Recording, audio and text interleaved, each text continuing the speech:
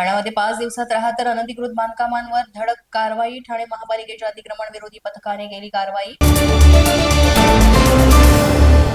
समृद्धी महामार्गाच्या आमणे ते इगतपुरी टप्प्यामध्ये मोठमोठे खड्डे. लोकार्पण होऊन 1 महिना देखील उलटण्याआधीच हे खड्डे पडल्यामुळे कंत्राटदारावर कारवाई करणार का, असा प्रश्न उपस्थित.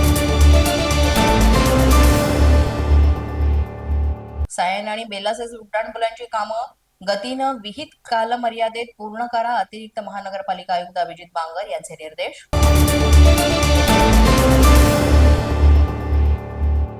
धारावी येथील 249 पैकी 161 बांधकाम पात्र.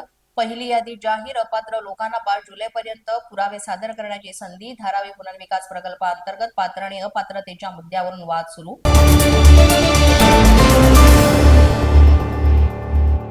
IIT मुंबईमध्ये 17 दिवस बेकायदेशीररित्या राहत असलेल्या बिलाल अहमद तेली या तरुणाला अटक. हा तरुण एका दिवसाच्या कोर्ससाठी आलेला असताना 17 दिवस कसा राहिला याचा शोध. छत्रपती संभाजीनगरच्या वाळूजमध्ये मद्यधुंद तरुणींचा धिंगाणा. भाऊ डॉन आहे, पोलीस काही करू शकत नाहीत अशी धमकी देत नागरिकांनाही केली शिवीगाळ.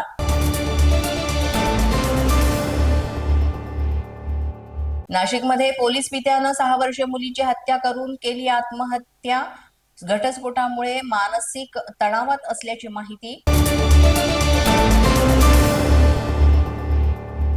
पुण्यामध्ये PMPLच्या बस चालकानं प्रवाशाला मारहाण केल्याची घटना. या मारहाणीचा व्हिडिओ सध्या सोशल मीडियावर व्हायरल. प्रवाशांकडून चालक नशेत असल्याचा करण्यात आला आरोप.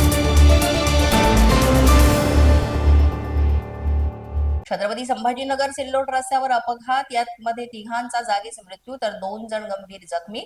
5 मित्र फुलंब्रीला जेवणासाठीच गेले असता तिथून परतत असताना झाला अपघात.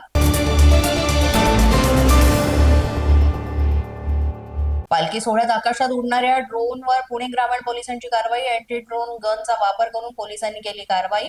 फडणवीसांच्या कार्यक्रमातील ड्रोन घटनेनंतर आदेश. अशाच नवनवीन व्हिडिओसाठी पोलीस माझा न्यूजचं YouTube चॅनल सबस्क्राईब करा. तसंच आमचं फेसबुक, इंस्टाग्राम आणि ट्विटर अकाउंट फॉलो करा. अधिक माहितीसाठी आमच्या www.polismazhanews.com या वेबसाईटला भेट द्या. पाहत रहा पोलीस माझा न्यूज.